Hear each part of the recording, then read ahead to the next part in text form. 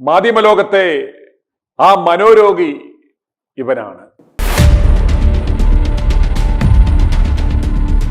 മാടമ്പള്ളിയിലെ ആ മനോരോഗി എന്ന് പറഞ്ഞതുപോലെ മാധ്യമലോകത്തെ ആ മനോരോഗി ആരാണ്? ഞാൻ ഇത്രയും പറഞ്ഞപ്പോൾ തന്നെ നിങ്ങളുടെ മനസ്സിൽ ആ രൂപം തെളിഞ്ഞു വരും. അതെ, ഇവൻ തന്നെ, അമൈരസിരസ്കൻ മൊട്ട. ആ പദവി മറ്റാർക്കും ചേരില്ല. എന്തുകൊണ്ടാണ് ഇദ്ദേഹത്തെ ഇപ്രകാരം ഒരു വിശേഷണം കൊടുക്കുവാൻ കാരണം എന്നൊക്കെ നമുക്ക് വിശദമായിട്ട് ഇന്ന് നമുക്ക് നോക്കാം. കാരണം ഇത് വളരെ അപകടകരമായ ഒരു അവസ്ഥയിലേക്ക് നമ്മുടെ മാധ്യമലോകം പോവുകയാണ്. അന്നേരം ഇതൊരു വ്യക്തിയെ കേന്ദ്രീകരിച്ച് ഇതുപോലുള്ള ധാരാളം എലമെന്റുകളെ നമ്മുടെ മാധ്യമലോകത്ത് കാണാം. ഇന്ന് ഇദ്ദേഹത്തെ നമ്മൾ ഫോക്കസ് ചെയ്യുവാൻ കാരണം ഈ മാധ്യമലോകത്തെ മലിനീമസപ്പെടുത്തുന്ന, മാധ്യമപ്രവർത്തനത്തിന്റെ വില കളയുന്ന ഒരു പ്രമുഖനാണ്, ഒരു കുപ്രസിദ്ധനാണ് ഈ മനോരോഗി. അന്നേരം ഇതിനെക്കുറിച്ച് ഒരു വിശദമായിട്ടൊന്ന് ഒരു ചെറിയ ഒരു വാർത്താരൂപണയൊന്നും പറഞ്ഞാൽ നമുക്കിതിനെ വിശദീകരിക്കുവാൻ പറ്റത്തില്ല. അതുകൊണ്ട് ഒരു വിശദമായ ഒരു വിശകലനം നമുക്ക് നടത്താം. നമുക്കറിയാം ഈ പലതരം പെർവേർഷൻ ഉണ്ട് ഈ മനുഷ്യരുടെ ഇടയിൽ. പലതരം പെർവേർട്ട് സ്വഭാവമുള്ളവർ, പ്രത്യേകിച്ച് ഈ സെക്ഷൽ പെർവേർട്ടുകൾ എന്ന് നമ്മൾ കേട്ടിട്ടുണ്ട്. അന്നേരം ഈ സെക്ഷൽ പെർവേർട്ടുകളുടെ പ്രത്യേകത എന്ന് പറയുന്നത് ഇവർക്കൊരു സാധാരണഗതിയിലുള്ള പ്രവർത്തനങ്ങളൊന്നും ആയിരിക്കില്ല. ചില എക്സ്ട്രീം ലെവലിലുള്ള ചില പ്രവർത്തനങ്ങൾ, ഇവർക്കൊരു നോർമലായിട്ടുള്ള ഒരു സാധാരണ മനുഷ്യൻ ചെയ്യുന്ന രീതിയിലുള്ള പ്രവർത്തനങ്ങളോ അത്തരം സാറ്റിസ്ഫാക്ഷനോ ഒന്നുമല്ല ഇവർ ആഗ്രഹിക്കുന്നതും ഇവർക്ക് ലഭിക്കുന്നതും ഇവർ ചെയ്യുന്നതും. പലതരം പെർവേർട്ട് സ്വഭാവങ്ങൾ നമുക്കറിയാം. സ്ത്രീകളുടെ അടിവസ്ത്രങ്ങൾ എടുത്തുകൊണ്ട് പോവുക, അത് ഒളിപ്പിച്ചു വെക്കുക, അതുപോലെ അനാവശ്യമായ ഫാന്റസികൾ, പങ്കാളിയെ വേദനിപ്പിക്കുന്ന തരത്തിലുള്ള സവിശേഷതകൾ ഉള്ളവർ, ഇതുപോലെ പലതരം പെർവേർട്ടുകൾ ഉണ്ട്. അതുപോലെ ഈ മാധ്യമലോകത്തും ഇതുപോലുള്ള ചില പെർവേർട്ടുകളുണ്ട്. ഇവർക്ക് സ്വാഭാവികമായി സത്യസന്ധമായ വാർത്തകൾ ഇവർക്ക് ചെയ്യുവാൻ പറ്റത്തില്ല. സത്യസന്ധമായ പ്രവർത്തനങ്ങളൊന്നും ഇവർക്ക് പറ്റത്തില്ല. ഇവർക്ക് സാറ്റിസ്ഫാക്ഷൻ ലഭിക്കുന്നത് ചില പെർവേർട്ട് രീതികളിലൂടെ ചെയ്താൽ മാത്രമേ ഉള്ളൂ. അതായത് നാട്ടുകാരുടെ തള്ളയ്ക്ക് വിളി, വ്യാജ വാർത്ത കൊടുക്കുക, വ്യാജവാർത്തകളും കള്ളത്തരങ്ങളും പൊള്ളത്തരങ്ങളും വിളിച്ചു പറയുക. ഇപ്രകാരം വ്യാജവാർത്തകൾ പടച്ചുവിടുമ്പോൾ നാട്ടുകാരുടെ തെറിവിളി, ചീത്തവിളിയൊക്കെ കിട്ടുമ്പോൾ ഒരു സ്ഖലന സുഖം ലഭിക്കുന്ന ഒരു തരം മാധ്യമ പ്രവർത്തനം. എത്ര കണ്ട് ആളുകൾ തള്ളയ്ക്ക് വിളിക്കുന്നു, തെറി വിളിക്കുന്നു, അത്ര കണ്ട് ഇത്തരം ജേർണലിസ്റ്റിക് പെർവേർട്ടുകൾക്ക് ആഹ്ലാദവും ആനന്ദവും ഏറ്റവും കൂടുതൽ ഡോപ്പമിൻ അവർക്ക് സെഗ്രിഗേറ്റ് ചെയ്യുന്നത് ഇത്തരത്തിലുള്ള നാട്ടുകാരുടെ തള്ളയ്ക്ക് വിളിയും തെറിവിളിയും കേൾക്കുമ്പോൾ. ഒന്നേ ഫോൺ കോൾ വഴി, അല്ലെ കമന്റ് വഴി, അല്ലെങ്കിൽ ഓഫീസിൽ കയറി ചീത്തവിളി, അല്ലെ വഴിയെ പോകുമ്പോൾ ആളുകൾ കൂവല്, ഇതൊക്കെ കേൾക്കുമ്പോഴത്തേക്ക് ഇവർക്കൊരു പരമാനന്ദം, ഞാൻ പറഞ്ഞില്ലേ, ഒരു സ്ഖലന സുഖം ഇവർക്ക് ലഭിക്കും. ഇത്തരം ആളുകളെ നമ്മൾ വിളിക്കുന്നത് പെർവേർട്ട് ജേർണലിസ്റ്റുകൾ, അല്ലെങ്കിൽ ജേർണലിസ്റ്റിക് പെർവേർട്ട് എന്നാണ് ഇത്തരം ആളുകളെ നമ്മൾ വിളിക്കുന്നത്. ഇതുപോലൊരു പെർവേർട്ടാണ് ഈ മൊട്ട അരുൺ. ഇവന്റെ ഈ ക്വാളിറ്റി തിരിച്ചറിഞ്ഞത് 24 ചാനലിലെ കുണ്ടൻജിയാണ്.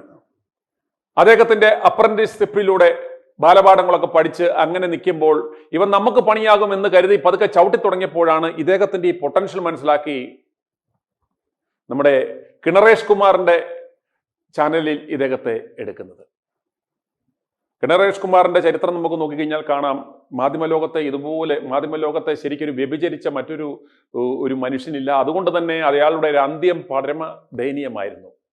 റിപ്പോർട്ടർ ചാനൽ നമുക്കറിയാം 2011 കാലഘട്ടത്തിലൊക്കെ തുടങ്ങുമ്പോൾ തുടക്കം നല്ലതായിരുന്നു, എല്ലാവരുടെയും തുടക്കമൊക്കെ വളരെ നല്ലതായിരുന്നു. വളരെ ഒരു വ്യത്യസ്തമായ അവതരണ രീതികൾ കൊണ്ടും ശൈലികൾ കൊണ്ടും ഒക്കെ വാർത്താ അവതരണത്തിലൊക്കെ ഒരു വ്യത്യസ്തത കൊണ്ടുവന്ന ആളാണ് നികേഷ് കുമാർ. പക്ഷേ ഈ വാർത്തകളെ വ്യഭിചരിച്ച് അവസാനം ആ പ്രസ്ഥാനം കടം കൊണ്ട് മുടിഞ്ഞ്, കാരണം അതിന്റെ തുടക്കം തന്നെ നാട്ടുകാരെ പറ്റിച്ച് അതിന്റെ ഷെയർ കൊടുക്കാമെന്നും പറഞ്ഞ് പലരെയും കോടികൾ പറ്റിച്ച് പലരെയും കബളിപ്പിച്ച് പടുങ്ങിയ പണം കൊണ്ടൊരു പ്രസ്ഥാനം കെട്ടിത്തുടങ്ങി അവസാനം ഇത് കൊണ്ടുപോകാൻ നിവൃത്തിയില്ലാതെ ഈ വാർത്തകളെ വ്യഭിചരിച്ചിട്ട് പോലും പിടിച്ചു നിൽക്കുവാൻ പറ്റാതെ ഇവന് കറണ്ട് ചാർജ് പോലും അടച്ചു കൊടുത്തിരുന്നത് ഇവിടുത്തെ ഈ നാട്ടിലെ തീവട്ടികളും മാഫികളും കള്ളന്മാരും കൊള്ളക്കാരുകളും വചനക്കൊള്ളക്കാരന്മാരും ഒക്കെ ആയിരുന്നു. തങ്കു വരെ കോട്ടയത്തെ ഇവന്റെ ഫ്യൂസ് ഊരിക്ക് കൊണ്ടുപോകുമ്പോൾ കറണ്ട് ചാർജിന് പൈസ കൊടുക്കുക.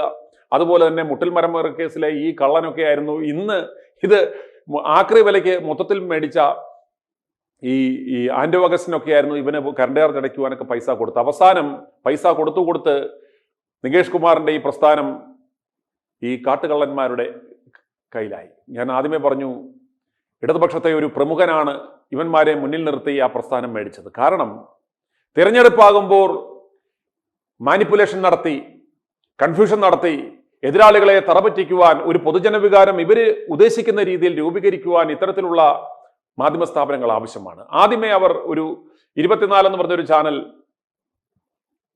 ആരംഭിച്ചു. അതിന്റെ മുന്നിൽ ഒരു ചിട്ടി മുതലാളിയെ നിർത്തി സക്സസ്ഫുൾ ആയിട്ട് അവർ പോകുന്നു. ഏതാണ്ട് തുടങ്ങി നിശ്ചിത സമയം കൊണ്ട് തന്നെ അവർ 1ാം സ്ഥാനത്തെത്തി. അവർ ആ വാർത്തകൾ മാനിപ്പുലേറ്റ് ചെയ്യുന്നതിൽ വിജയിച്ചു. ഇടതുപക്ഷത്തിന് ഭരണം കിട്ടി. വീണ്ടും ഒരു മാധ്യമം കൂടെ ഉണ്ടെങ്കിൽ അത് കൂടുതൽ അവർക്ക് നിലവിലെ 1ാം സ്ഥാനത്ത് നിന്നിരുന്ന മാധ്യമത്തെ പിന്തള്ളണമെങ്കിൽ 2 ഡയമെൻഷനിൽ നിന്ന് അറ്റാക്ക് ചെയ്താലേ പറ്റത്തുള്ളൂ എന്ന് വരുതിയാണ് ഈ നികേഷ് കുമാറിന്റെ കയ്യിൽ നിന്നും ആക്രി വിലയ്ക്ക് ഇവന്മാർ ഈ പ്രസ്ഥാനം എടുക്കുകയും അതിനകത്തൊരു പ്രൊഫഷണലിസം കൊണ്ടുവന്നു എന്ന രീതിയിൽ ഒരു ഓഗ്മെന്റ് റിയാലിറ്റി, ആ പേര് പോലെ തന്നെ ഇവന്മാരുടെ ന്യൂസുകളിലും യാതൊരു റിയാലിറ്റിയോ ആധികാരികതയോ ഒന്നുമില്ല. ഇങ്ങനെ ബ്ലറപ്പ് ചെയ്തുള്ള ഈ വെർച്വൽ ഈ ആക്ച്വലും വെർച്വലും തമ്മിലുള്ള വ്യത്യാസം പോലെ യാഥാർത്ഥ്യവുമായി യാതൊരു ബന്ധവുമില്ലാത്ത ന്യൂസുകൾ പടച്ചു വിടുന്ന ഒരു ഫേക്ക് ന്യൂസ് ഫാക്ടറി ഇവന്മാർ ആരംഭിച്ചു. അതിന്റെ ചുമതല ഈ ന്യൂസ് പെർവേർട്ടിന്, ഈ ജേർണലിസ്റ്റിക് പെർവേർട്ട് ഈ മുട്ടയ്ക്ക് കൊടുത്തു. ഇവനിതിനകത്ത് മാസ്റ്ററാണ്, ഇവനിതിനകത്തൊരു സൈക്കോ ആണ്, ഇത്തരം വാർത്തകൾ ചെയ്യുന്നതിൽ ആനന്ദം കണ്ടെത്തുന്നവനാണ് എന്ന് മനസ്സിലാക്കി ഇതിന്റെ ചുമതല അവനെ ഏൽപ്പിക്കുകയും അങ്ങനെയാണ് യഥാർത്ഥത്തിൽ നമുക്കറിയാം വൈകാരികമായ വിഷയത്തിലൂടെ കേരളത്തിലെ ജനങ്ങളുടെ മനസ്സിലേക്ക് കടക്കാൻ പറ്റുകയുള്ളൂ. മറ്റ് വികസനമോ മറ്റു കാര്യങ്ങളോ ഇവർക്കൊന്നും മുന്നോട്ട് വെക്കുവാനില്ല. അന്നേരം ഈ കേരളത്തിലെ മണ്ടന്മാരെ പറ്റിക്കണമെങ്കിൽ വൈകാരികമായ ഇഷ്യൂ, വലിയ ഇന്റർനാഷണൽ ഇഷ്യൂ ഒന്നും ഇവിടെ കൊണ്ട് ഡിസ്കസ് ചെയ്തിട്ട് കാര്യമില്ല. അതുകൊണ്ടാണ് ഇവന്മാർ ആസൂത്രണം ചെയ്ത ആ ജട്ടി വിപ്ലവം. പിണറായിയുടെ ഏറ്റവും സത്യസന്ധനായ ഒരു പ്രവർത്തകനാണ് വി ഡി സതീശൻ. കഴിഞ്ഞ 25 വർഷമായി കോൺഗ്രസ്സുകാരെ അദ്ദേഹത്തിന് പുച്ഛം എന്തുകൊണ്ടാണെന്ന് അറിയാമോ? വി ഡി സതീശൻ എന്നൊരു വ്യക്തിക്ക് കോൺഗ്രസ് പ്രവർത്തകരെയും കോൺഗ്രസ് നേതാക്കന്മാരെയും പുച്ഛവും അവരെ മൈൻഡ് ചെയ്യുകയും കോൺഗ്രസ്സുകാരന്മാർ എനിക്ക് വോട്ട് ചെയ്തില്ലെങ്കിലും കുഴപ്പമില്ല എന്ന് വി ഡി സതീശൻ ചിന്തിക്കുവാൻ കാരണം കഴിഞ്ഞ 25 വർഷമായി വി ഡി സതീശൻ വിജയിച്ചുകൊണ്ടിരിക്കുന്നത്, പറവൂരിൽ വിജയിച്ചുകൊണ്ടിരിക്കുന്നത് LDF-ന്റെയും BJP-യുടെയും വോട്ട് കൊണ്ടാണ്. അന്നേരം LDF-ഉം BJP-യും ഒരു 5% ഈ കൈപ്പത്തി മനസ്സിൽ പതിച്ച ആളുകളുടെ സഹായിച്ചാൽ സഹകരിച്ചാൽ വിജയിച്ചു പോകും എന്ന് വി ഡി സതീശൻ അറിയാം. അതുകൊണ്ടാണ് കോൺഗ്രസ്സുകാരെ എത്രത്തോളം വെറുത്താലും കോൺഗ്രസ് പക്ഷം അത് പിണറായിയുടെ ഒരു തന്ത്രമാണ്. ഇദ്ദേഹത്തെ ഒരു കോൺഗ്രസ്സുകാരൻ എന്ന വ്യാജേന കോൺഗ്രസിൽ വളർത്തിക്കൊണ്ടുവരുന്നു. ഇദ്ദേഹം കോൺഗ്രസിൽ നിൽക്കുന്നു. കോൺഗ്രസ് വിരുദ്ധമായ, കോൺഗ്രസിനകത്ത് അന്തചിത്രം ഉണ്ടാക്കുവാനുള്ള പ്രവർത്തനങ്ങളും ആളുകളുടെ മനസ്സിൽ ഒരു അവേർഷൻ ഉണ്ടാക്കുന്ന പ്രവർത്തനങ്ങളാണ് ഇദ്ദേഹം ചെയ്തത്. നമുക്കറിയാം ഉമ്മൻചാണ്ടിയുടെ സമയത്ത് ഇയാൾ കാണിച്ചു കൂട്ടിയ കോലാഹലങ്ങൾ അറിയാമല്ലോ. അന്നും നിങ്ങൾ മനസ്സിലാക്കുക, ഉമ്മൻചാണ്ടിയെ ആ പെണ്ണ് കേസിൽപ്പെടുത്തി കുരുക്കുവാൻ നോക്കി ഈ നാറിയ കഥകൾ പടച്ചുവിട്ടത് ഇന്ന് രാഹുൽ മാങ്കൂട്ടത്തിനെതിരെ ആസൂത്രണം ചെയ്തു വിട്ട ഈ നാറിയ കഥകൾ പോലെ സരിതയെ ഇറക്കി ഇതിന്റെ എല്ലാ തിരക്കഥയും ഇതിന്റെ എല്ലാ പിന്നാമ്പുറ കഥകളും ചെയ്തതും ആസൂത്രണം ചെയ്തതുമെല്ലാം വി ഡി സതീശനാണ്. ആ വി ഡി സതീശൻ അന്ന് പ്രതിപക്ഷത്തെക്കാളും ശക്തമായിട്ട് നിന്ന് കോൺഗ്രസിനെ അറ്റാക്ക് ചെയ്തു. അങ്ങനെ കോൺഗ്രസ് പാർട്ടിക്ക് ഉള്ളിൽ തന്നെ നിന്ന് അന്തചിത്രം ഉണ്ടാക്കുന്ന ഈ മിടുക്കനെ പിണറായി സംരക്ഷിച്ച് കൊണ്ടുവരുന്നതിൽ നമുക്ക്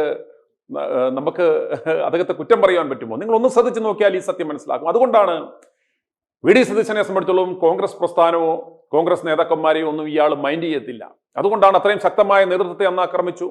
ഇന്നും ഇത് കണ്ടോ, കഴിഞ്ഞ ദിവസം ഇയാൾ വന്ന് അത്രയും ചങ്കൂറ്റത്തോടെ കേരളത്തിലെ ജനങ്ങളെ വെല്ലുവിളിച്ചു.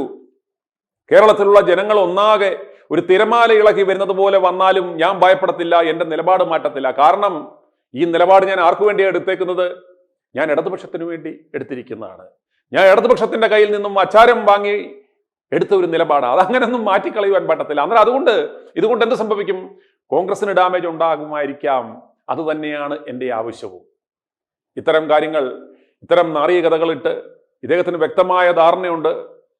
LDF-ന്റെ ഇലക്ഷൻ സ്ട്രാറ്റജിസ്റ്റുകളുടെ നിർദ്ദേശമനുസരിച്ച് ഇതിന് പറ്റിയ ഒരു വിഷയം ആസൂത്രണം ചെയ്തത് വി ഡി സതീശനായിരുന്നു. രാഹുൽ മാങ്കുട്ടത്തെ പോലെയുള്ള ജനഹൃദയങ്ങളിലുള്ള ഒരു നേതാവിനെ ഇതുപോലൊരു പെൺകേസിൽ പെടുത്തി, ഒരു തേൻകണിയിൽ പെടുത്തി, അവനെ ശോഭകേട് ചെയ്ത് ഈ സമയത്ത് മുന്നോട്ടിട്ട് കഴിഞ്ഞാൽ ഈ വിഷയം ആളിക്കത്തുമെന്നും അത് ചർച്ച ചെയ്യപ്പെടുമെന്നും വൈകാരികമായി ജനങ്ങൾ ഈ കോൺഗ്രസ് പ്രസ്ഥാനത്തിൽ നിന്ന് അകലുമെന്നും ഇദ്ദേഹത്തിന് കൃത്യമായിട്ടറിയാം. പക്ഷെ ഇവരുടെ പ്ലാൻ തെറ്റിപ്പോയത്, യുവമാർ ഇത്തരമൊരു ആസൂത്രണം നടത്തി, അന്നേരം യുവമാരുടെ തന്നെ ഇടതുപക്ഷത്തിന്റെ ബിനാമിയെ മുന്നിൽ നിർത്തി നടത്തുന്ന ഈ മരമുറി ചാനൽ ഇത്തരത്തിലുള്ള കള്ള തെളിവുകൾ ഉണ്ടാക്കി ഇവന്മാർ ആദ്യമേ ഇതൊരു എക്സ്ക്ലൂസീവ് പോലെ കത്തിക്കുന്നു. പദ്ധതി അനുസരിച്ച് അടുത്ത നിമിഷം തന്നെ നമ്മുടെ വി ഡി സതീശൻ ചാടി വീണ് രാഹുലിനെതിരെ നടപടി പ്രഖ്യാപിക്കുന്നു. അന്നേരം ഇവരോർത്തു ഇതൊരു ഒരാഴ്ചയ്ക്കുള്ളിൽ തന്നെ ഇത്ര ഒരു നടപടി എടുത്ത് ഇയാളെ വെളിയിൽ വെച്ച് കഴിഞ്ഞു കഴിഞ്ഞാൽ ഇവരുദ്ദേശിക്കുന്ന കാര്യം വിജയിച്ചു എന്ന് കരുതി. പക്ഷെ അവിടെയാണ് i2y ന്യൂസ് ഇടപെട്ടത്. ഇത് തുടക്കം മുതൽ തന്നെ ഞങ്ങൾ പൊതുജനങ്ങളെ ബോധ്യപ്പെടുത്തി, ഇതിന്റെ പിന്നിൽ വലിയൊരു തിരക്കഥയുണ്ട്. ഇതൊരു ഇലക്ഷൻ ക്യാമ്പയിനാണ്. ഇത് കൃത്യമായിട്ടും ഒരു നറേറ്റീവ് സെറ്റ് ചെയ്യുക. അതായത് കോൺഗ്രസിൽ നേതാക്കന്മാർ തമ്മിലടിയാണ്, ഒരു ഐക്യമില്ല, ഇവന്മാരെല്ലാം ആഭാസന്മാരാണ്, ഏതെങ്കിലും ഒരു പെണ്ണ് വന്നു കഴിഞ്ഞാൽ, തെരഞ്ഞെടുപ്പ് സമയത്ത് ഏതെങ്കിലും ഒരു പെണ്ണ് ഇറങ്ങിക്കഴിഞ്ഞാൽ എല്ലാവരുടെയും മാനം പോകും, അതുകൊണ്ട് ഇവന്മാർ തമ്മിലടിയാണ് എന്നൊരു നറേറ്റീവ് സൃഷ്ടിക്കുവാൻ വേണ്ടി ആ ഇലക്ഷൻ സ്ട്രാറ്റജിസ്റ്റുകളുടെ ആ തന്ത്രം അത് നടപ്പിലാക്കുന്ന ചുമതല വി ഡി സതീശൻ ഏറ്റെടുത്തു. പക്ഷേ പാളിപ്പോയത് i2y ന്യൂസ് ഈ വിഷയം, ഇതിന്റെ യാഥാർത്ഥ്യം, ഇത്തരം ഒരു കള്ളക്കൂട്ടങ്ങൾ മാധ്യമലോകത്തുണ്ട്, യുവമാരുടെ സഹായത്തോടെ ഇതൊരു ഓർക്കസ്ട്രേറ്റഡ് ക്യാമ്പയിനാണ്, ഇതൊരു മാധ്യമ സിൻഡിക്കേറ്റിന്റെയും കൂടെ ഉൾപ്പെടുത്തിയുള്ള ഒരു ഓർക്കസ്ട്രേറ്റഡ് ക്യാമ്പയിനാണ്, ജനങ്ങളെ തെറ്റിദ്ധരിപ്പിക്കലാണ് എന്ന് ഞങ്ങൾ പറഞ്ഞപ്പോൾ സാധാരണ ജനങ്ങൾക്ക് അത് മനസ്സിലായി. ലക്ഷക്കണക്കിന് ജനങ്ങൾ ലോകത്തിന്റെ വിവിധ ഭാഗങ്ങളിൽ നിന്ന് അത് മനസ്സിലാക്കി അവർ പ്രതികരിച്ചു തുടങ്ങി. ജനങ്ങളുടെ ആ പ്രതികരണങ്ങൾ വന്നതോടെ ഇവന്മാരുടെ ക്യാമ്പയിനുകൾ, ഈ സിൻഡിക്കേറ്റ് മാധ്യമങ്ങളെ ചേർത്തുള്ള ഈ ക്യാമ്പയിൻ പൊട്ടിപ്പാളീഷായി പൊതുജനവികാരം എതിരായി എന്ന് കണ്ടു കഴിഞ്ഞപ്പോൾ, പൊതുജനവികാരം എതിരായി കണ്ടു ഇവന്മാർക്ക് വിട്ടുപിടിക്കേണ്ടി വന്നു. ഇവന്മാർ രാജാവ് നഗ്നനാണെന്ന് ജനങ്ങൾ തിരിച്ചറിഞ്ഞു. അതോടെ ഇവന്മാർക്ക് ഈ പ്രശ്നം ഇടതുപക്ഷം ന്യൂട്രൽ ആയി, വി ഡി സതീശന്റെ മാത്രം ബാധ്യതയായി മാറി ഈ പ്രശ്നം പരിഹരിക്കുക എന്നത്. ഇപ്പോൾ ഈ പന്ത് വി ഡി സതീശന്റെ കോർട്ടിലാണ്. കോൺഗ്രസ്സുകാരും കാര്യങ്ങൾ മനസ്സിലാക്കിയ കോൺഗ്രസ് നേതാക്കന്മാരും മിണ്ടാതിരുന്നു, ഇടതുപക്ഷം മിണ്ടാതിരുന്നു, BJP മിണ്ടാതിരുന്നു. ഇതിപ്പോൾ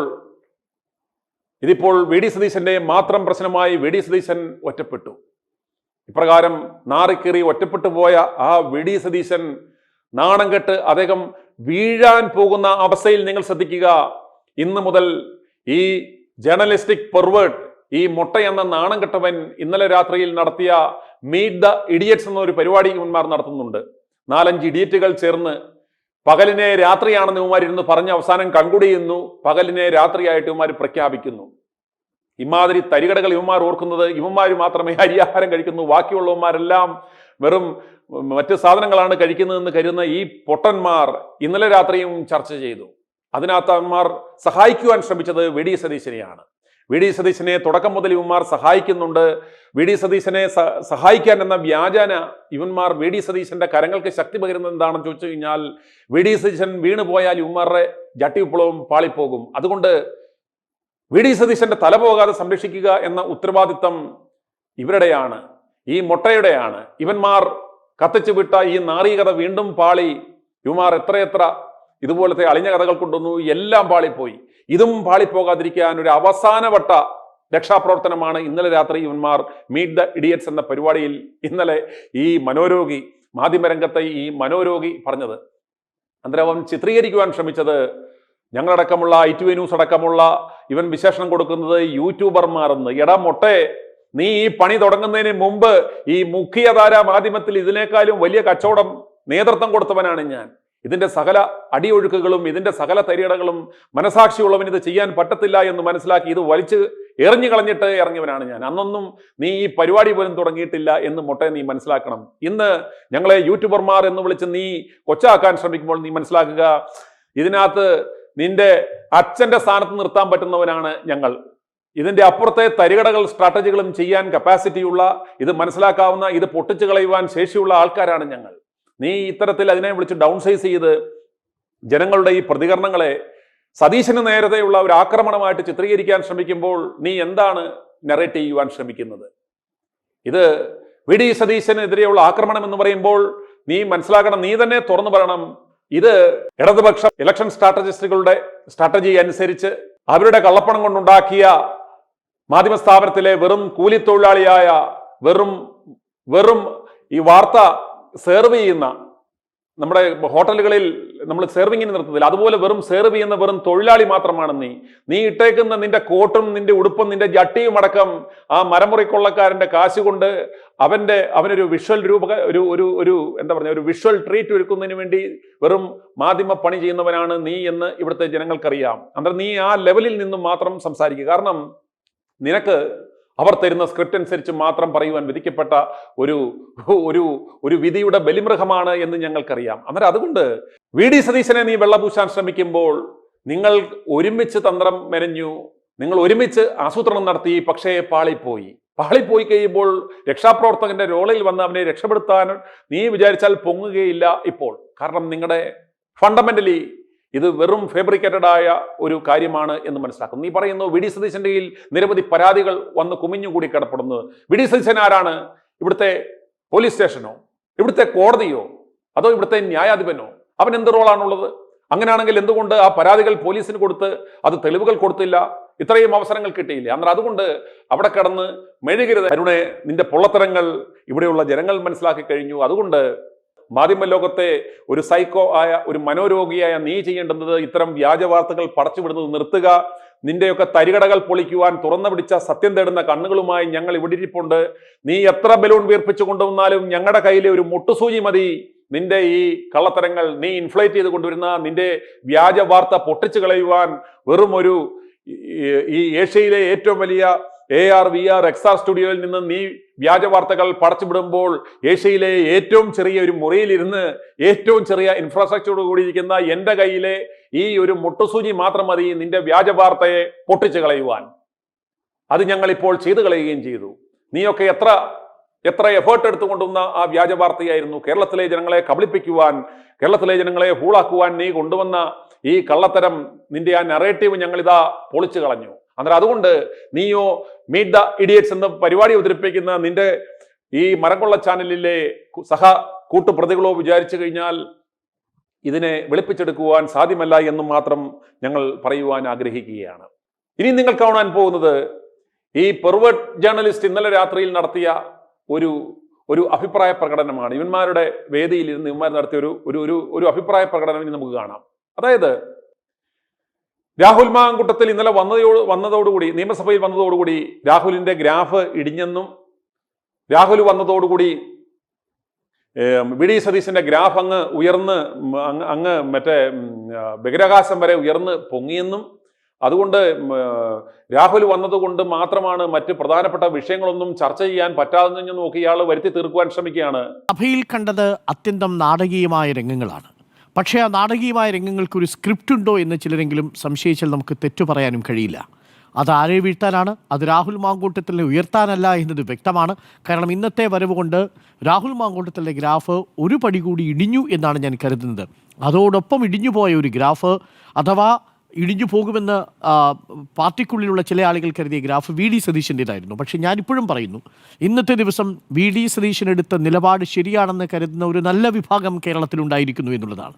വി.ഡി. സതീശൻ രാഹുൽ മാങ്കൂട്ടത്തിനെതിരെ നിലപാടെടുത്തത് എന്തുകൊണ്ടാണ്? ഒരു നടി വന്ന് തന്നോട് പറഞ്ഞൊരു പരാതി, ആ പരാതി പരിഗണിച്ചുകൊണ്ട് ആ നടിക്കെതിരെ മോശമായിട്ടുള്ള നീക്കം നടത്തിയ രാഹുൽ മാങ്കൂട്ടത്തിനെതിരെ നടപടിയെടുത്തിരിക്കുന്നു എന്നുള്ളതാണ് വി.ഡി. സതീശനെ ഇന്ന് എല്ലാ സോഷ്യൽ മീഡിയ ക്യാമ്പയിനുകളിലും ഒരു വിഭാഗം ആളുകൾ ആക്രമിക്കുന്നതിനുള്ള കാരണം. ഇന്ന് ആ വി.ഡി. സതീശൻ്റെ ആഗ്രഹത്തിന് വിരുദ്ധമായി രാഹുൽ മാങ്കൂട്ടത്തിൽ സഭയിലെത്തിയിട്ടുണ്ടെങ്കിൽ അത് രാഹുൽ മാങ്കൂട്ടത്തിലെ ഗ്രാഫ് ഇടിഞ്ഞു, വി.ഡി. സതീശനെ സംബന്ധിച്ചുള്ളൊരു പെർസെപ്ഷൻ ഇപ്പോൾ ആ അർത്ഥത്തിൽ കുറച്ചുകൂടി ആളുകൾക്ക് ബോധ്യമാവുന്നു എന്നുള്ളതാണ്. ഇതൊരു യുദ്ധമെന്ന് തുറക്കുകയാണ്. വി.ഡി. സതീശനെ വീഴ്ത്താൻ നടത്തിയതാണ് ഇത്, രാഹുൽ മാങ്കൂട്ടത്തിനെ ഉയർത്താൻ നടത്തിയ നീക്കമേ അല്ല എന്നാണ് എൻ്റെ വിശ്വാസം.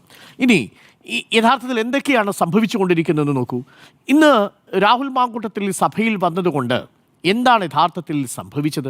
രാഹുൽ മാങ്കൂട്ടത്തിൽ വന്നതുകൊണ്ട് ഞാൻ തുടക്കത്തിൽ സൂചിപ്പിച്ചതുപോലെ വി.ഡി. സതീശൻ്റെ ചരമോപചാര പ്രസംഗമടക്കം ഇന്ന് മാധ്യമങ്ങളിൽ ഉണ്ടായില്ല. ഒരു മാധ്യമവും ഒരു ഫ്രെയിമിൽ പോലും അത് കാണിക്കാൻ തയ്യാറായിട്ടില്ല എന്നുള്ളതാണ്. കാരണം ആ സമയത്താണ് എൻട്രി. സുഹൃത്തിൻ്റെ റെനു പി രാജിൻ്റെയും ഫിനീൻ എനാൻ്റെയും രണ്ടുപേരും വ്യാജ തിരിച്ചറിയൽ കാർഡ് കേസിലെ പ്രതികളാണ് എന്നതുകൂടി പ്രത്യേകം ഓർമ്മിക്കണം. ഇവരോടൊപ്പം വന്നിരിക്കുന്നത് ആരാണ്? തിരുവനന്തപുരത്തെ യൂത്ത് കോൺഗ്രസിൻ്റെ ജില്ലാ അധ്യക്ഷനാണ്. പാർട്ടിയിൽ നിന്ന് പുറത്താക്കപ്പെട്ട, പാർട്ടിയുടെ പ്രാഥമിക അംഗത്വത്തിൽ നിന്ന് പുറത്താക്കപ്പെട്ട, സസ്പെൻഡ് ചെയ്യപ്പെട്ട, പാർട്ടിയുടെ CLPയിൽ നിന്ന് സസ്പെൻഡ് ചെയ്യപ്പെട്ട ഒരു നേതാവിനെയും കൊണ്ട് പാർട്ടിയുമായി ബന്ധപ്പെട്ട് നിൽക്കുന്ന പാർട്ടിയുടെ യുവജന സംഘടനയുടെ തിരുവനന്തപുരത്തെ ജില്ലാ അധ്യക്ഷൻ വരികയാണ്. മിസ്റ്റർ നേമം ഷജീർ, താങ്കളിൽ നിന്ന് നിയമസഭയിൽ കൊണ്ടുവന്ന് നിർത്തിയിരിക്കുന്നത് ലൈംഗിക ആരോപണ കേസുകളിൽ പ്രതിയാക്കപ്പെട്ടിരിക്കുന്ന ഒരാളാണ്. FIR ഇട്ടിട്ടുണ്ട് രാഹുൽ മാങ്കൂട്ടത്തിൻ്റെ പേരിൽ. ആ രാഹുൽ മാങ്കൂട്ടത്തിൽ എന്ന MLA ആണ് ഇന്ന് നിങ്ങൾ സഭയിൽ കൊണ്ടുവിട്ടിരിക്കുന്നത്. അപ്പോൾ കോൺഗ്രസ് പുറത്താക്കിയ ഒരു നേതാവിനെ നിങ്ങൾ എങ്ങനെയാണ് യൂത്ത് കോൺഗ്രസിൻ്റെ ജില്ലാ അധ്യക്ഷൻ നിയമസഭയിൽ കൊണ്ടുവിടുക? കോഫി ഹൗസിൽ നിന്ന് ചായ കുടിച്ചാൽ നമ്മളിത് കുറ്റം പറയില്ല. ആര്യ ഹൗസിലോ ശരവണ ഭവനിലോ പോയിട്ട്, ആര്യ നിവാസിലോ പോയിട്ട് ഒരു മസാല ദോശ കഴിച്ചാലും നമ്മളാരും കുറ്റം പറയില്ല. പക്ഷെ പ്രശ്നം എന്താ? മാധ്യമങ്ങളുടെ കണ്ണുവിട്ടിച്ച് രാഹുൽ മാങ്കൂട്ടത്തിൽ അടൂരിൽ നിന്ന് തിരുവനന്തപുരത്തേക്ക് വരാനുള്ള താവളമൊരുക്കി അവിടെ നിന്ന് രാഹുൽ മാങ്കൂട്ടത്തിലുമായി സഭയിലേക്ക് എത്തി ലിഫ്റ്റിൽ കയറ്റിവിടുകയാണ് നേമം ഷജീർ ചെയ്യുന്നത്. ഇത് പാർട്ടിയിലെ നേതാക്കൾ അറിയാതെയാണ് എന്ന് അരിയാഹാരം കഴിക്കുന്ന കേരളത്തിലെ ആളുകൾ വിശ്വസിക്കുമോ? അങ്ങനെയാണെങ്കിൽ അത് VD സതീശനെ വീഴ്ത്താനുള്ള നീക്കമല്ലേ? അപ്പോൾ ആദ്യം നമുക്ക് സംശയിക്കാവുന്ന ഒരു കാര്യം, നേമം ഷജീറിൻ്റെ ഇന്ന് അവിടുത്തെ സാന്നിധ്യം എന്ന് പറയുന്നത് ഒരു കൂട്ടം നേതാക്കളുടെ ശക്തമായ പ്ലാനിങ് അതിനകത്തുണ്ട് എന്നുള്ളതാണ് നമ്മൾ മനസ്സിലാക്കുന്നത്. അതാരായിരിക്കും? സ്വാഭാവികമായും VD സതീശനെ വീഴ്ത്താൻ തക്കം പാത്തിരിക്കുന്ന കോൺഗ്രസിലെ അവസരവാദികളായിരിക്കുന്ന നേതാക്കളുണ്ട്. അതിൽ ചില യുവ നേതാക്കളുണ്ട്, A ഗ്രൂപ്പിൽപ്പെട്ട ചില നേതാക്കളുണ്ട്, ഒപ്പം തന്നെ അങ്ങ് കേന്ദ്രത്തിൽ KC വേണുഗോപാലുമായിട്ട് ചാഞ്ഞു നിൽക്കുന്ന ചില നേതാക്കളും ചില യുവ നേതാക്കളും അതിലുണ്ട് എന്നാണ് ഞാൻ മനസ്സിലാക്കുന്നത്. ഇവരുടെ കൂടി ആസൂത്രണത്തിൻ്റെ മികവിലാണ് ഇന്ന് രാഹുൽ മാങ്കൂട്ടത്തിൽ VD സതീശൻ പ്രസംഗിക്കുന്ന സമയത്ത് സഭയിലേക്ക് എത്തിച്ചേരുന്ന ഒരു സാഹചര്യം ഉണ്ടായിരിക്കുന്നത്. അപ്പോൾ പോയിന്റ് നമ്പർ 1, നേമം ഷജീറിൻ്റെ സാന്നിധ്യം അത് പാർട്ടി അറിയാതെയല്ല, പാർട്ടി നേതാക്കൾ അറിയാതെയല്ല എന്നുള്ളതാണ്. ആൻഡ് പോയിന്റ് നമ്പർ 2, എത്തിയതിനു ശേഷം എന്ത് സംഭവിച്ചു? ഞാൻ പറഞ്ഞതുപോലെ VD സതീശൻ പൂർണ്ണമായിട്ടും ഇന്ന് അവഗണിക്കപ്പെട്ടിരിക്കുന്നു. ഇന്നെല്ലാ മാധ്യമങ്ങളുടെയും പ്രധാനപ്പെട്ട ബൈറ്റുകൾ വന്നിരിക്കുന്നത് ആരുടെ ബൈറ്റുകളാണ്? സണ്ണി ജോസഫിൻ്റെ ബൈറ്റാണ് വന്നിരിക്കുന്നത്, രാഹുൽ മാങ്കൂട്ടത്തിൻ്റെ ബൈറ്റാണ് വന്നിരിക്കുന്നത്, ഷാഫി പറമ്പിലിൻ്റെ ബൈറ്റാണ് വന്നിരിക്കുന്നത്. എവിടെ VD സതീശൻ? ഏറ്റവും നിർണായകമായ നിയമസഭാ സമ്മേളനത്തിൻ്റെ തുടക്കം കുറിക്കുന്നൊരു ദിവസമായിരുന്നില്ലേ? ശരിയാണ്, ഇന്ന് ചരമോപചാരം അർപ്പിച്ച് പിരിയുകയാണെങ്കിൽ കൂടി സഭയിൽ വന്ന് ഈ സഭാ സമ്മേളനത്തിലെ തങ്ങളുടെ പ്രതിപക്ഷത്തിൻ്റെ നിലപാട് വ്യക്തമാക്കേണ്ട ആളായിരുന്നില്ലേ പ്രതിപക്ഷ നേതാവ്? നാളെ മുതൽ സഭയിൽ കത്തിക്കേറാൻ പോകുന്ന വിഷയങ്ങൾ, ഒരുപിടി ആരോപണങ്ങൾ ഈ സർക്കാരിനെ ചൂഴ്ന്നു നിൽക്കുന്നുണ്ട് എന്നതിലേക്ക് ശ്രദ്ധ കൊണ്ടുപോകേണ്ടിയിരുന്നില്ലേ? എന്തിനേറെ വഖഫ് നിയമവുമായി ബന്ധപ്പെട്ട വിഷയത്തിലടക്കം പ്രതിപക്ഷ നേതാവിൽ നിന്ന് സംസാരിക്കാനുള്ളൊരു സാഹചര്യം ഉണ്ടായിരുന്നു. ഇന്ന് എനിക്കൊന്നും ആ വിഷയത്തിലും പ്രതിപക്ഷ നേതാവ് സംസാരിച്ച് കണ്ടില്ല. ഒന്ന് ആലോചിച്ച് നോക്കൂ, ഈ പ്രതിപക്ഷ നേതാവ് അടക്കമുള്ളവരല്ലേ വഖഫ് നിയമ ഭേദഗതിയുമായി ബന്ധപ്പെട്ടുകൊണ്ട് നിലപാടെടുത്ത പാർട്ടിയുടെ പേരല്ലേ കോൺഗ്രസ്? ഇന്നിപ്പോൾ ആ കേന്ദ്ര സർക്കാരിന് തിരിച്ചടിയായി വന്നിരിക്കുന്ന സുപ്രീം കോടതിയുടെ വിധിയുണ്ടല്ലോ, ആ വിധിയെക്കുറിച്ച് പോലും കേരളത്തിലെ പ്രതിപക്ഷ നേതാവിന് പറയാൻ പറ്റാത്ത വിധത്തിൽ ഈ രാഹുൽ മാങ്കൂട്ടത്തിലെ വിഷയം വന്നും വിഴുകിക്കളഞ്ഞിരിക്കുന്നു എന്നുള്ളതാണ്. ഇതാണ് രണ്ടാമത്തെ പ്രധാനപ്പെട്ട കാര്യം. അവിടെയും പ്രതിപക്ഷ നേതാവിനെ നിങ്ങൾ അപ്രസക്തനാക്കാൻ ശ്രമിക്കുകയാണ് ചെയ്യുന്നത്. മൂന്നാമത്തെ പ്രധാനപ്പെട്ട കാര്യം, VD സതീശനെതിരെ നടക്കുന്ന സൈബർ ലിഞ്ചിങ്ങുകളാണ്. തുടർച്ചയായി നമ്മൾ പറഞ്ഞുകൊണ്ടേയിരിക്കണം. ഞാൻ എടുത്തു നോക്കുകയായിരുന്നു, കേരളത്തിൽ ഇന്നേ വരെ ഒരു രാഷ്ട്രീയ നേതാവും ആ അർത്ഥത്തിൽ വേട്ടയാടപ്പെട്ടില്ല. പിണറായി വിജയനൊക്കെ സൈബർ ലിഞ്ചിങ്ങിന് വിധേയമായിട്ടുണ്ട്. പക്ഷേ അതൊക്കെ പല വ്യത്യസ്ത തരത്തിലുള്ള ആരോപണങ്ങളുടെ മുന്നിൽ നിർത്തിയായിരുന്നു. പക്ഷേ ഇത്തരം വഷളത്തരം നിറഞ്ഞ ആസൂത്രിതമായ ഒരു കൂട്ടം സാമൂഹ്യ വിരുദ്ധരായ സമൂഹ മാധ്യമങ്ങളുടെ ആക്രമണം VD സതീശനെ പോലെയുള്ള പ്രതിപക്ഷ നേതാവിനെ തേടി വരുന്നത് ഇതാദ്യമായിട്ടാണ് എന്നാണ് ഞാൻ മനസ്സിലാക്കുന്നത്. ഒരു പേരിട്ട് വിളിക്കുകയാണ് ഒരു യൂട്യൂബർ, ഒരു വഷളൻ യൂട്യൂബർ ഈ കേരളത്തിൻ്റെ ബഹുമാനപ്പെട്ട പ്രതിപക്ഷ നേതാവിനെ വിളിക്കുന്നത് ഒരു ഇരട്ടപ്പേരിട്ടാണ് വിളിക്കുന്നത്. കേക്കച്ചൻ എന്നാണ് അത്രേ ഇരട്ടപ്പേരിട്ട് വിളിക്കുന്നത്. അങ്ങനെ ആ തമ്പനീരുകൾ എടുത്തുനിന്ന് നോക്കിയാൽ മതി. വഷളത്തരം പറഞ്ഞുകൊണ്ട്, അസഭ്യം പറഞ്ഞുകൊണ്ട്, അദ്ദേഹത്തിൻ്റെ കുടുംബത്തിലെ ആളുകളെ ചേർത്ത് വിളിച്ചുകൊണ്ട് നിരന്തരമായി VD സതീശനെതിരെ ആ യൂട്യൂബർ ആക്രമണം നടത്തുന്നു. ഒരു യൂട്യൂബറല്ല, ഒരുപാട് യൂട്യൂബറുകൾ. ഞാൻ മനസ്സിലാക്കുന്നത് ഡിജിറ്റൽ മീഡിയ സെല്ലിൽ പ്രവർത്തിക്കുന്ന ഒരു വനിതയുടെ ഭർത്താവ് പോലും നടത്തുന്ന ഒരു യൂട്യൂബ് ചാനലിൽ നിരന്തരമായ ആക്ഷേപം നടക്കുകയും രാഹുൽ മാങ്കൂട്ടത്തിന് വേണ്ടി വാദിക്കുകയും ചെയ്യുന്ന ഒരു സംവിധാനം ഉണ്ടാകുന്നു എന്നുള്ളതാണ്. അതൊരു ഭാഗത്ത് നിൽക്കുന്നു. മറ്റ് പെയ്ഡ് സോഷ്യൽ ഗ്രൂപ്പ് വഴി ആളുകളെ സ്വാധീനിക്കുന്നു. മറ്റു മേഖലകളിൽ പ്രവർത്തിക്കുന്ന ആളുകൾ പണം പണം വാങ്ങിക്കൊണ്ട് ഈ രാഹുൽ മാങ്കൂട്ടത്തിലിനെ പുകഴ്ത്തിക്കൊണ്ടൊരു PR വർക്ക് ചെയ്യാൻ വരുമ്പോൾ അവിടെ VD സതീശനെ പ്രതിക്കൂട്ടിൽ നിർത്തിക്കൊണ്ടാണ് രാഹുൽ മാങ്കൂട്ടത്തിലിനെ പ്രോത്സാഹിപ്പിക്കാൻ പോകുന്നത്. അതുകൊണ്ടാണ് ഞാൻ തുടക്കത്തിൽ പറഞ്ഞത്, ഇത് ഏതെങ്കിലും തരത്തിൽ രാഹുൽ മാങ്കൂട്ടത്തിലിനെ ഉയർത്തി കാണിക്കുകയല്ല ഈ നീക്കത്തിൻ്റെ ലക്ഷ്യം, പകരം VD സതീശനെ ഇകഴ്ത്തി കാണിക്കലാണ് ലക്ഷ്യം എന്ന് പറയുന്നത്. നമുക്ക് 18 വയസ്സ് മുതൽ 58 വയസ്സ് വരെയുള്ളവരാണ് രാഹുൽ മാങ്കൂട്ടത്തിലിൻ്റെ ഈ സ്റ്റാക്കിങ്ങിന് വിധേയമായിരിക്കുന്നത് എന്നുള്ളതാണ്, വിവിധ മെസ്സേജുകൾക്ക് ഇരയായി തീർന്നിരിക്കുന്നത് എന്നുള്ളതാണ്. 18 വയസ്സ് മുതൽ 58 വരെ, അതും കേരളത്തിലെ തന്നെ ഒരു വകുപ്പിലെ ഒരു പ്രധാനപ്പെട്ട ഉദ്യോഗസ്ഥയ്ക്ക് പോലും മെസ്സേജ് അയച്ചിരിക്കുന്നു എന്നുള്ളതാണ്. ഈ VD സതീശൻ ഈ നിലപാടെടുക്കാൻ കാരണം എന്താ? VD സതീശൻ നിലപാടെടുക്കുന്നതിന് പുറത്തു പറയുന്ന കാരണങ്ങളിലൊന്ന് ഷാഫി പറമ്പിലും രാഹുൽ മാങ്കൂട്ടത്തിലും KC വേണുഗോപാൽ പക്ഷത്തേക്ക് മാറിയിരിക്കുന്നു. നിലമ്പൂർ തിരഞ്ഞെടുപ്പിന് ശേഷം VD സതീശനുമായി അകലം പാലിച്ചതുകൊണ്ട് VD സതീശനും രാഹുൽ മാങ്കൂട്ടത്തിലും തെറ്റി, ഷാഫി പറമ്പിലുമായി തെറ്റി എന്നൊക്കെയാണ് പുറത്ത് കേൾക്കുന്നത്. അതെന്തുമാവട്ടെ, അത് ഒരു വളരെ ഗൗരവമേറിയ വിഷയമായി ഞാൻ കണക്കാക്കുന്നില്ല. പക്ഷേ പ്രശ്നം നിൽക്കുന്നത് അവിടെയല്ല. പകരം VD സതീശൻ ഈ നിലപാടെടുക്കുന്നതിന് ഒരു കാരണമുണ്ട് എന്നാണ് ഞാൻ മനസ്സിലാക്കുന്നത്. അത് ഏതെങ്കിലും തരത്തിലുള്ള വ്യക്തിപരമായ താല്പര്യങ്ങളെയല്ല, ഗ്രൂപ്പ് താല്പര്യമേയല്ല എന്നാണ് ഞാൻ മനസ്സിലാക്കുന്നത്. 4 or 5 പ്രധാനപ്പെട്ട പരാതികൾ VD സതീശന് ലഭിച്ചിട്ടുണ്ട് എന്നാണ് ഞാൻ മനസ്സിലാക്കുന്നത്. ഈ റിനി ആൻഡ് ജോർജ് തന്നെ മാസങ്ങൾക്ക് മുമ്പ് പ്രതിപക്ഷ നേതാവിനോട് ഇക്കാര്യം പറഞ്ഞിരുന്നു എന്ന് പ്രതിപക്ഷ നേതാവ് തന്നെ സമ്മതിച്ചിട്ടുണ്ട്. റിനി ആൻഡ് ജോർജ് സമ്മതിച്ചിട്ടുണ്ട്. ഈ വിഷയം പ്രതിപക്ഷ നേതാവിന് അറിയാമായിരുന്നുവെന്ന് നമുക്കറിയാം, അത് പ്രതിപക്ഷ നേതാവിനും അറിയാം. ഇത്തരത്തിലുള്ള 3 or 4 പരാതികൾ കൂടി പ്രതിപക്ഷ നേതാവിന് കിട്ടിയിട്ടുണ്ടെന്നാണ് നമ്മൾ മനസ്സിലാക്കുന്നത്. അതിൻ്റെ ബോധ്യത്തിലാണ്. അതുകൊണ്ടാണ് അദ്ദേഹം ഉപയോഗിച്ച വാക്ക് വളരെ പ്രധാനപ്പെട്ടതാണ്. പ്രതിപക്ഷ നേതാവ് പറഞ്ഞത് ഇത് ബോധ്യത്തിൻ്റെ അടിസ്ഥാനത്തിലാണ് എന്നാണ്. ബോധ്യത്തിൻ്റെ അടിസ്ഥാനത്തിൽ പാർട്ടി ഒരുമിച്ചൊരു തീരുമാനമെടുത്തതിനു ശേഷം VD സതീശനെ വാരിക്കുഴിയിൽ വീഴ്ത്താൻ ആർക്കാണ് ഇത്ര താല്പര്യം? അതുകൊണ്ടാണ് കിട്ടിയൊരു അവസരം കിട്ടിപ്പോയി, അതുകൊണ്ട് ഇതാ VD സതീശനെ രാഹുൽ മാങ്കൂട്ടത്തിലിനെ വെച്ച് അടിച്ചു കളയാം എന്ന മട്ടിലാണ് കാര്യങ്ങളുടെ പോക്ക്. എപ്പോഴും കേരളത്തിലെ കോൺഗ്രസ് പാർട്ടിയുടെ ഒരു പ്രത്യേകത, കോൺഗ്രസ് പാർട്ടി ഒരാൾക്കൂട്ടമായി വളരെ പെട്ടെന്ന് മാറും. വ്യക്തി താല്പര്യങ്ങളുള്ള ആൾക്കൂട്ടമായിട്ടാണ് മാറുക. അവിടെ അധികാരമുള്ളവരിലേക്ക് വളരെ പെട്ടെന്ന് നേതാക്കൾ ഗ്രൂപ്പ് സമവാക്യങ്ങൾ പറഞ്ഞു മാറും. പഴയ A ഗ്രൂപ്പോ I ഗ്രൂപ്പോ ഇന്നില്ല. ഇന്ന് A ഗ്രൂപ്പിലുണ്ടായിരുന്ന പല നേതാക്കളും ഇന്നൊരു ഫ്ലോട്ടിംഗ് ആയി മാറിക്കഴിഞ്ഞിരിക്കുന്നു. അവരിൽ പല നേതാക്കളും KC വേണുഗോപാൽ പക്ഷത്തേക്ക് മാറിയിരിക്കുന്നു. കേന്ദ്രത്തിൽ KC വേണുഗോപാൽ ശക്തരാണ്. ചില ആളുകൾ VD സതീശനോടൊപ്പം നിന്നു, അവർ പോലും പിന്നീട് KC പക്ഷത്തേക്ക് മാറുന്ന കാഴ്ച കാണുന്നു. ഈ കളിയിൽ രമേശ് ചെന്നിത്തല അടക്കമുള്ള ആളുകളുടെ കൗതുകകരമായ നിശബ്ദതയുണ്ട്. ഞാൻ മനസ്സിലാക്കുന്നില്ല ഇതിൽ VD സതീശനെ വീഴ്ത്താനുള്ള നീക്കത്തിൽ രമേശ് ചെന്നിത്തല ഇല്ല എന്നാണ് ഞാൻ മനസ്സിലാക്കുന്നത്. പൂർണ്ണമായും I ഗ്രൂപ്പിലെ ഒരു വിഭാഗം നേതാക്കൾ VD സതീശനെതിരെയുള്ള ഈ നീക്കത്തിൽ ഇപ്പോൾ നിശബ്ദത പാലിക്കുകയാണ് ചെയ്തത്. അവരിപ്പോൾ ഗാലറിയിൽ നിന്ന് കളി കണ്ടുകൊണ്ടിരിക്കുകയാണ്. യഥാർത്ഥത്തിൽ കളിക്കാനിറങ്ങുന്നത് പഴയ A ഗ്രൂപ്പിലെ ചില നേതാക്കളുണ്ട്. അവരുമായി ചേർന്നുകൊണ്ട് ചില യുവ നേതാക്കൾ VD സതീശന് ഇതാ ഒരു അവസരം കിട്ടിപ്പോയി എന്ന മട്ടിൽ രാഹുൽ മാങ്കൂട്ടത്തിലിനെ മുൻനിർത്തിക്കൊണ്ട് നടത്തുന്ന PR ക്യാമ്പയിൻ ഉണ്ട്.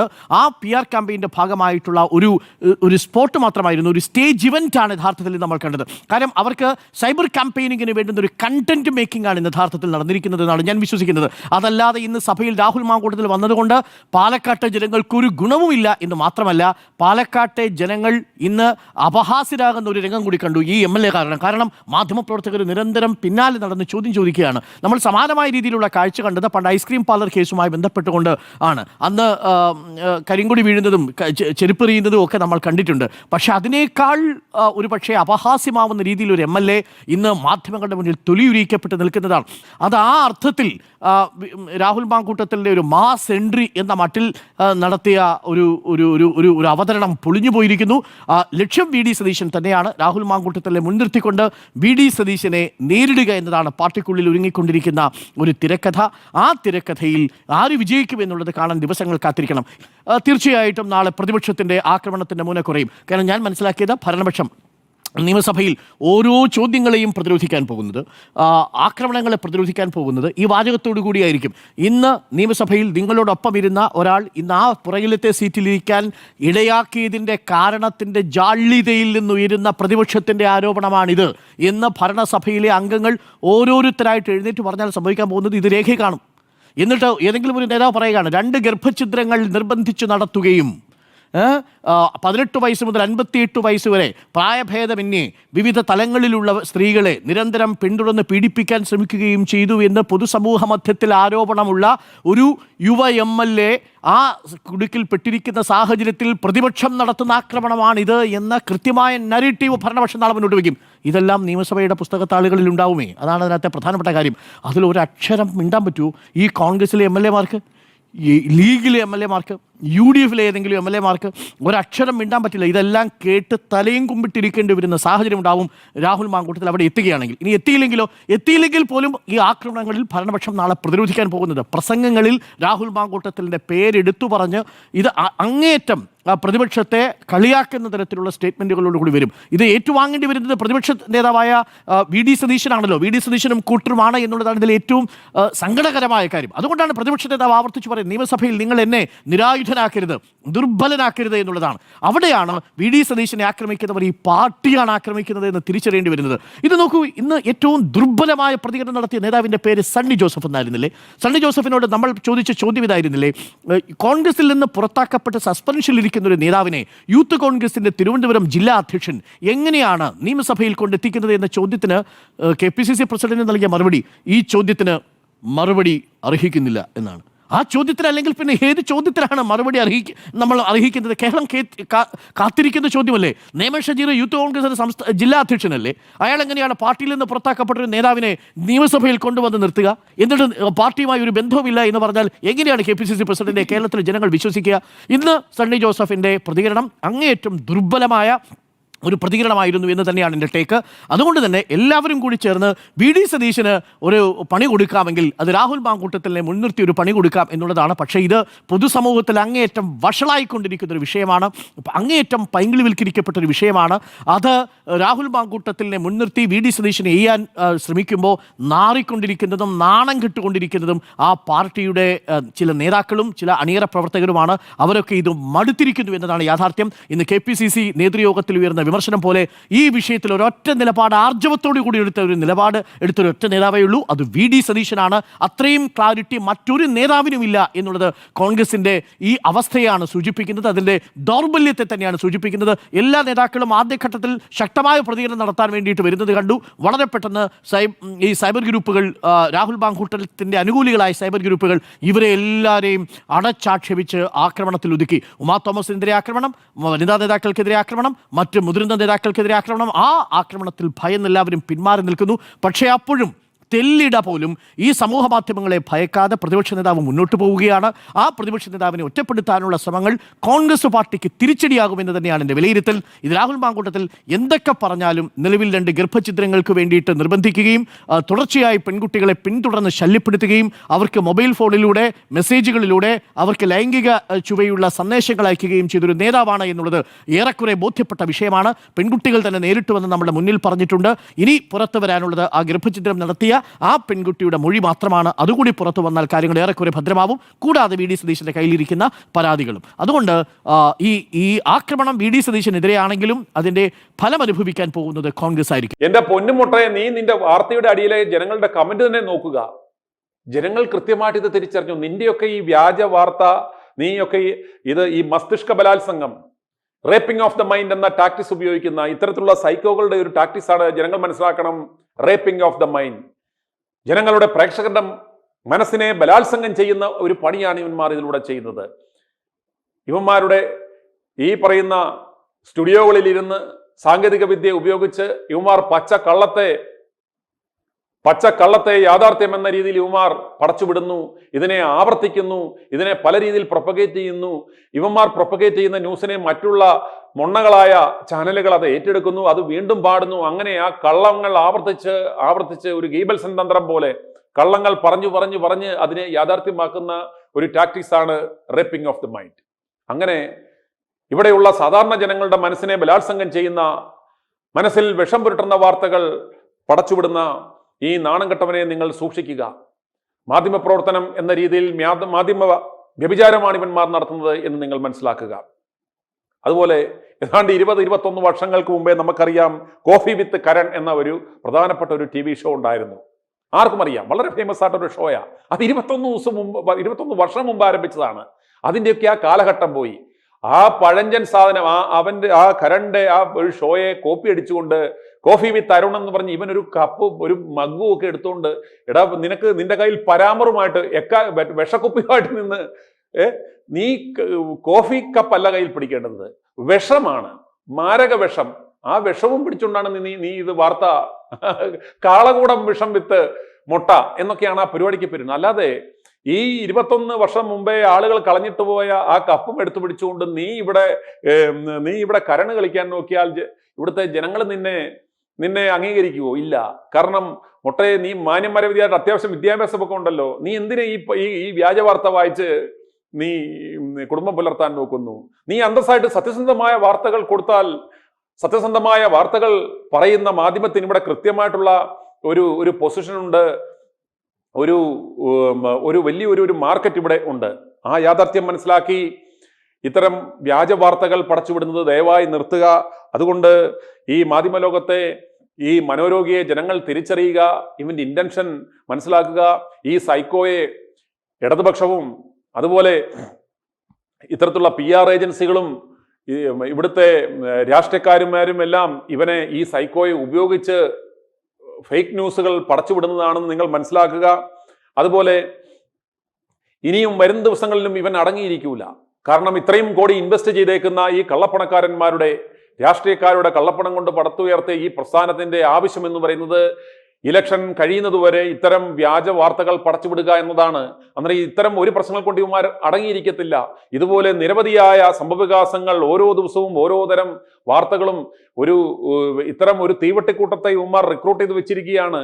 ഓരോ ദിവസവും ഇത്തരത്തിലുള്ള വ്യാജ വാർത്തകൾ പടച്ചുവിട്ട് if you are not able to convince the public, confuse എന്ന് പറയുന്നത് പോലെ ഇവന്മാർ ടോട്ടലി ഒരു കൺഫ്യൂഷൻ ഉണ്ടാക്കി വിടുകയാണ്.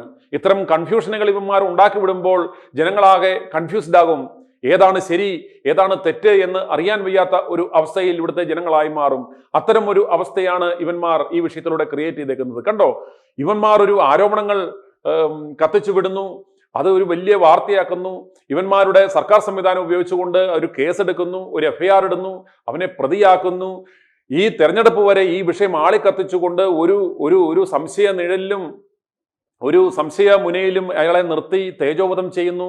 ഇതിനിടയ്ക്ക് കൺഫ്യൂസ് ആകുന്ന ആളുകൾ ഈ പാർട്ടിയോട് തന്നെ ഒരു അവേർഷൻ ഉണ്ടാകുന്നു. ഇത്തരത്തിലുള്ള ഒരു വലിയ മീഡിയ മാനിപ്പുലേഷനാണ് ഇവിടെ നടക്കുന്നതെന്ന് നിങ്ങൾ മനസ്സിലാക്കണം.